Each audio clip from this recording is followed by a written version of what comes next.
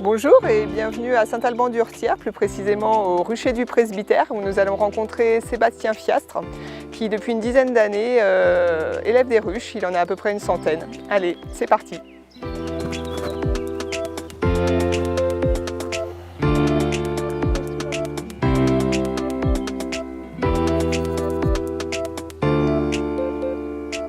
Tu as commencé l'apiculture ici, ça fait longtemps? Voilà, on m'appelle l'ours déjà à la base, donc du coup il n'y a pas de fumée sans feu. Et voilà, j'ai commencé il y a une quinzaine d'années, un petit peu plus, par un voisin qui avait quelques ruches et du coup j'allais lui donner un coup de main, ce qui m'a donné vraiment envie. J'étais dans les Bauges à l'époque et depuis 3 ans j'ai décidé de baisser mon activité d'artisan et d'augmenter l'activité apicole. Donc tu as des ruches de production de miel et aussi des ruchettes pour refaire des essaims, pour refaire le suivi de la colonie et progresser. On a des ruches de production et des essaims qui seront en production, soit cette année c'est trop tard, donc en général fin d'année quand on les fait en début d'année, ou pour l'année prochaine, pour pouvoir remplacer les ruches de production. Du coup Sébastien, ce matin, on vérifie le rucher. On va regarder un petit peu la mielée du moment. Là, on est sur le châtaignier. Donc, du coup, on va ouvrir une ruche de production. Et, donc avec son corps, là, la première partie verte, et les hausses qu'on va récolter quand elles seront pleines de miel. Tu as ton... L'enfumoir, c'est la base de l'apiculteur. Il faut qu'il fume bien. Là, c'est le lève-cadre. Le lève-cadre. C'est l'outil, deuxième outil indispensable avec l'enfumoir, qui permet de décoller. Les abeilles, elles font beaucoup de cire, de propolis, elles collent tout ce qu'elles peuvent, elles bouchent les trous, etc. Et avec ça, on est capable d'un peu tout décoller.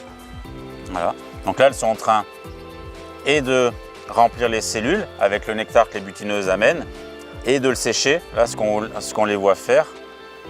Elles absorbent le nectar, elles le mâchent, elles le recrachent pour le sécher. En fait, le nectar, il rentre très humide, à 20-25% d'humidité. Et pour le transformer en miel, elles vont le sécher. En fait, dès qu'elles auront...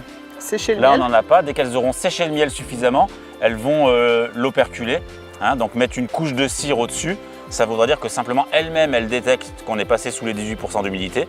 Et elles ferment les cellules. Elles savent qu'on peut le conserver.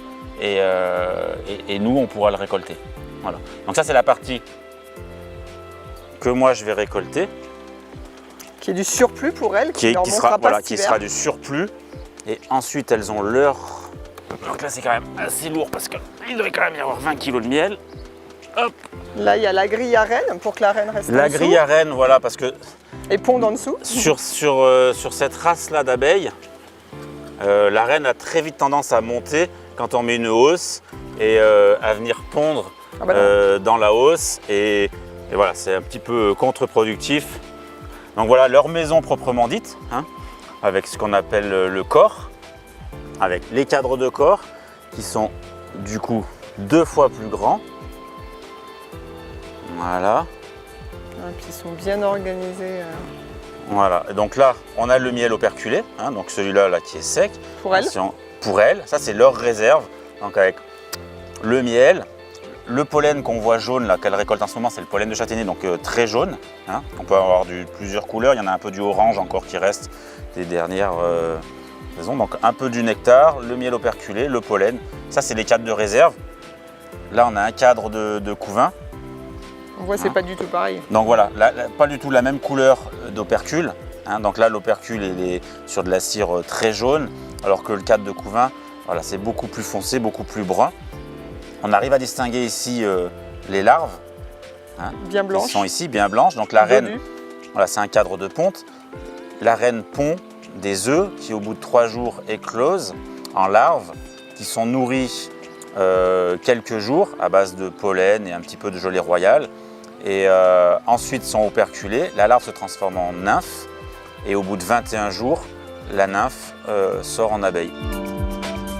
Donc là, en pleine saison, une abeille, ça vit combien de temps par rapport à la reine qui vit plusieurs années? Donc la reine, une fois qu'elle a fait son vol de fécondation et qu'elle est rentrée, elle peut rester jusqu'à 5 ans. l'abeille, elle a un cycle de vie beaucoup plus court, hein, donc avec plusieurs métiers à la fois pendant son cycle de vie, mais qu'elle va vivre 6-7 semaines voilà, en pleine saison, quand elle bosse et quand elle butine. Les abeilles d'hiver qui naissent en octobre, elles passent tout l'hiver. Elles restent tout l'hiver, mais du coup elles ne butinent pas, elles se tiennent chaud entre elles, elles servent à maintenir la température de la ruche et à maintenir la température de la reine. Elles pondent 2000 œufs par jour à peu près en pleine saison, et du coup on a 2000 abeilles qui naissent tous les jours. Et en même temps 2000 qui meurent. Hein. Il n'y a pas de miracle. C'est une super année cette année de toute façon. J'ai juste rien à dire. Chaque année, on marque les reines d'une couleur différente. Comme elles vivent 5 ans, on a 5 couleurs. Cette année, c'est bleu. Et donc là, on est sur une reine 2020.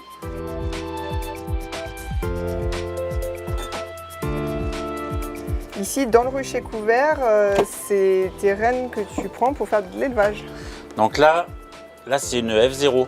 Donc c'est une pure race, tout simplement. C'est une reine qui est inséminée artificiellement pour maîtriser la génétique. C'est le deuxième aspect en fait moins connu de l'apiculture, c'est que voilà, on pense au miel, et aux abeilles, etc. Mais pour avoir du miel, il faut un bon essaim, et pour avoir un bon essaim, il faut une bonne reine. C'est la mère de tous mes essaims. Voilà. D'elle découlent toutes mes abeilles que j'ai ici. Et l'avantage d'avoir une pure race, c'est qu'ensuite les reines qui vont naître, donc ces filles, vont se faire féconder ici par des mâles locaux, et ça va me faire ce qu'on appelle des F1, première génération. Ça, c'est un cadre où on a le couvain adapté dessus pour pouvoir greffer. On a des jeunes larves, hein, donc des œufs qui viennent d'éclore en larves. Donc on va récupérer ces larves là pour mettre en route un élevage de rennes.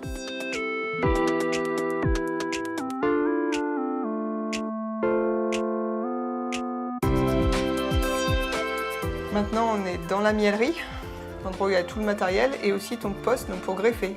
Voilà, donc là, on va récupérer donc, les larves de la pure race pour faire du greffage. Donc j'introduis dans des cupules synthétiques, mais qui ont la taille des cellules royales. Plus grosses que les autres. Voilà, plus grosses que celle-là. Pour que je vais mettre ces jeunes larves dans un essaim qui est orphelin, qui n'a pas de reine. Hier, j'ai attrapé des jeunes abeilles dans différentes ruches. Et principalement des jeunes abeilles, c'est celles qui sont sur les cadres de couvain, c'est celles qui font l'élevage, parce que c'est elles qui font le plus de gelée royale. Donc du coup, j'ai essayé de choper un maximum de jeunes abeilles.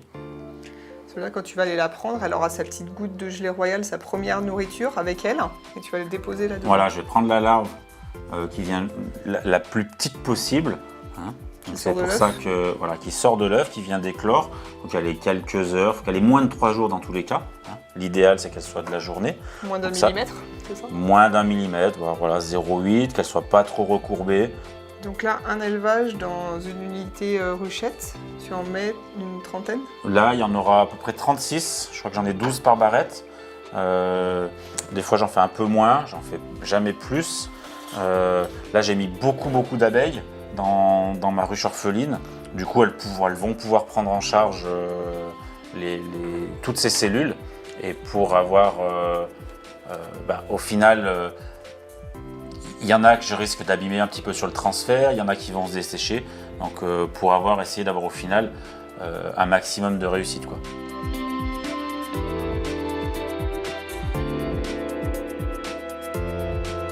Soit on a un jeune cadre, comme ici, hein, un cadre qui est très récent. Et là, du coup, j'arrive facilement à casser les opercules et à dégager les larves. Qui sont tout au fond. Qui sont tout au fond, et du coup, à pouvoir les prendre facilement. Risquer de les glisser contre les parois. Facilement.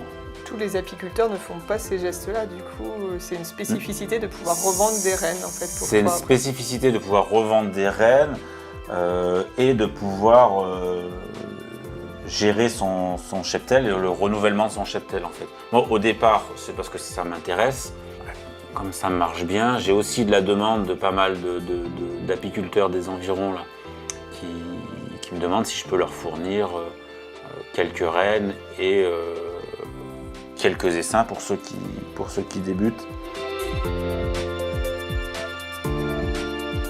Là, tu ouvres ta ruchette avec donc, les abeilles sélectionnées, qui sont toutes orphelines. Les abeilles orphelines, voilà, les jeunes abeilles orphelines.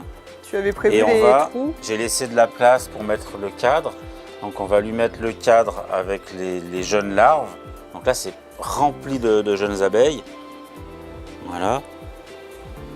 On met le cadre tout doucement. Voilà. On leur rajoute un petit peu de sirop. Donc c'est de l'eau, du sucre et un petit peu de miel. Et je le remplis d'eau. Là c'est de l'eau de source. J'ai une pompe avec une source là en bas du terrain. Et voilà. Pour élever les larves, elles vont avoir besoin de beaucoup de flotte. Donc c'est pour ça que je leur rajoute ce cadre. Une bonne hygrométrie. Donc voilà, un cadre d'eau, miel pollen, les larves et miel pollen à nouveau. Là si on ressoulève celui-là, normalement elles ont déjà pris en charge les cellules. Là on voit en 5 minutes, hop, bon voilà, en 5 minutes, elles se sont aperçues qu'elles ont des larves à élever, elles sont déjà en train de les nourrir. Je les laisse fermer 24 heures là-dedans, le temps qu'elles prennent en charge les larves et qu'elles débutent l'élevage de rennes. Ensuite, je prends le cadre et je viens l'insérer dans une ruche comme ça, mais en double corps, où je mets pareil une grille à rennes pour que la reine ne puisse pas monter. Je remets un corps dessus, des cadres avec du couvain pour que les jeunes abeilles montent, et je mets mon cadre d'élevage au milieu. Et comme ça, j'ai des rennes qui sont élevées sous phéromone royale, et a priori, ça fait des rennes de meilleure taille et de meilleure qualité. On part de ça avec la larve à l'intérieur, et elles vont construire la cellule royale comme ça. Au bout de 5 jours, elles vont l'operculer, la fermer. Ça veut dire que la larve est assez nourrie. Elles lui font une réserve de gelée royale au fond. La larve va se transformer en nymphe en 7 jours. Et donc au 12e jour, elle va naître et elle va découper bien circulairement la cellule pour sortir de la cellule et naître.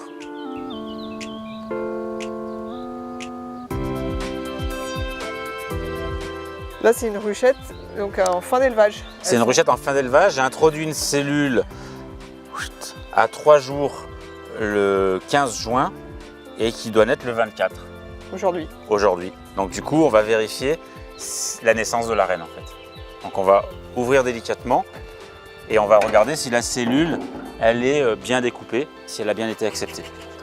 Donc là, c'est tout calme, c'est tout doux. Voilà, ça veut dire qu'il y a normalement tout va bien. Et d'ailleurs, quand on prend la cellule, on regarde, tu vois, bien découpée au bout. Elle est née. Elle est née. Voilà, du coup, elle est là, on va la regarder, on peut la voir. On la voit ici. Donc c'est une jeune reine vierge, elle n'est pas beaucoup plus grosse que les autres, mais on voit quand même l'abdomen un peu plus long et surtout les pattes.